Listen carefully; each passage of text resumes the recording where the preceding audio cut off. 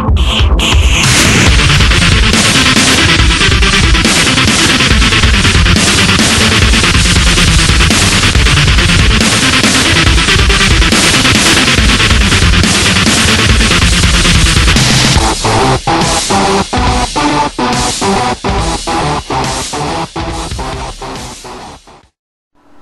up, everybody?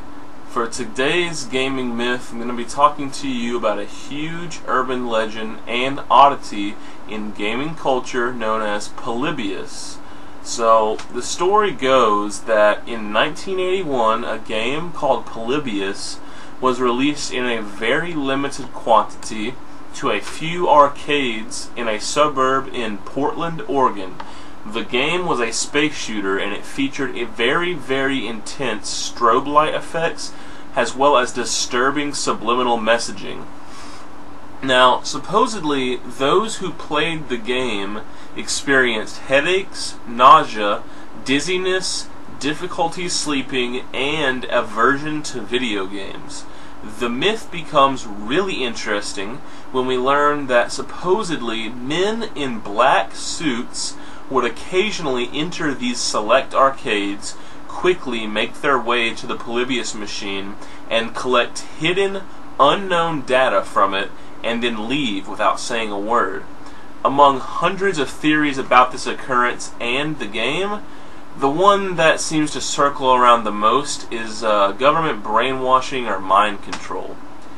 There is a supposed ROM available for download with artwork, pictures of supposed game cabinets,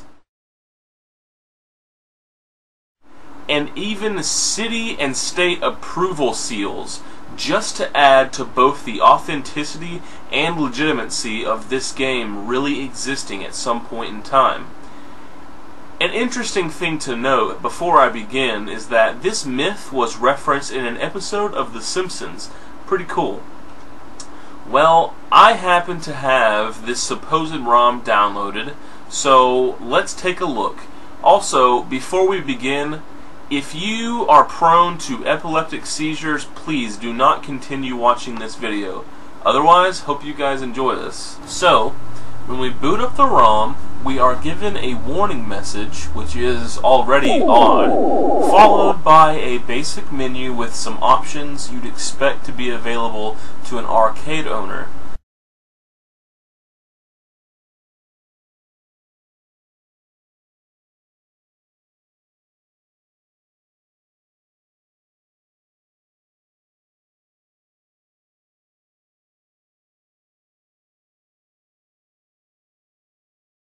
However, one option that sounds out of place is a section called Higher Functions. Upon selecting it, we are prompted to enter an 8-digit access code. The code is 35 34 31 54 12 24 45 43. After entering the code, the myth becomes quite disturbing.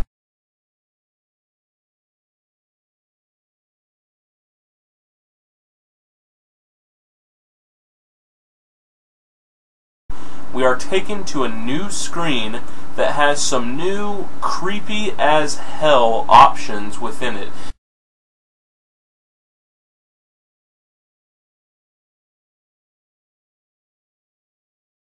These include poltergeist functions,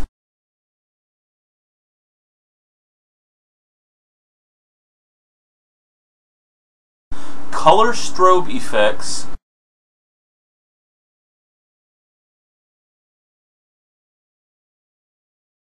subliminals, satellite upload, which can be changed to daily, monthly, and weekly,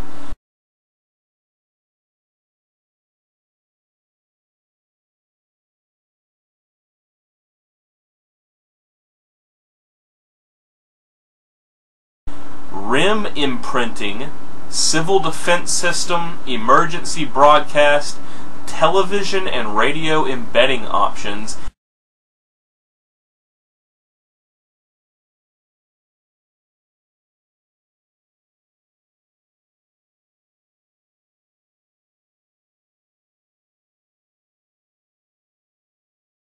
endorphin relief stimulus options, gameplay amnesia, replay desire levels, replay desire triggers like auditory, visually, linguistically, and through sleep recall.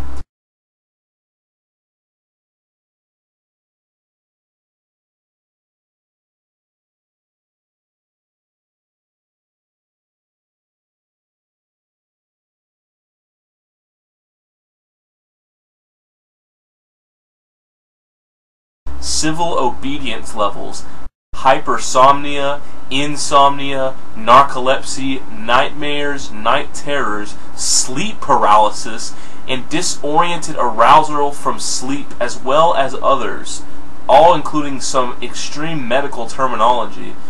The options we are given definitely point to some sort of disturbing mind control scheme.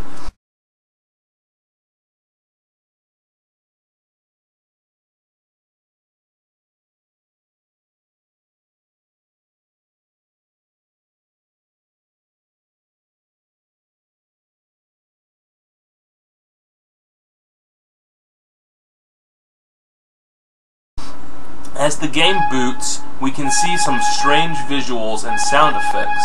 After extended play of the game, quick flashing subliminal messages appear. Some phrases I have seen are work 8 hours, play 8 hours, sleep 8 hours.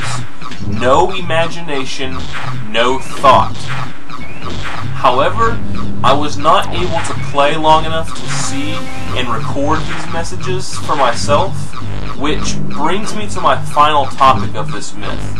One last warning before you continue this video.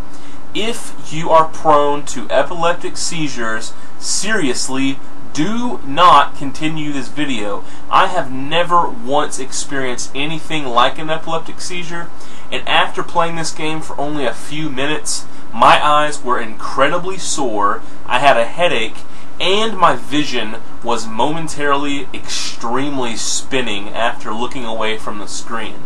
Also, I do not suggest putting this section of the video into full screen. Now, here is where the game gets trippy. We are given some extreme visual illusions with flashing colors, strobing colors, and strange sound effects, which makes for some intense mind fucking. To conclude this myth, is it real? Well, not necessarily. Anyone could have faked it and made this game and the pictures and the approval seals and all that. Does that make this whole thing any less creepy? Absolutely not. And I hope you guys enjoyed it.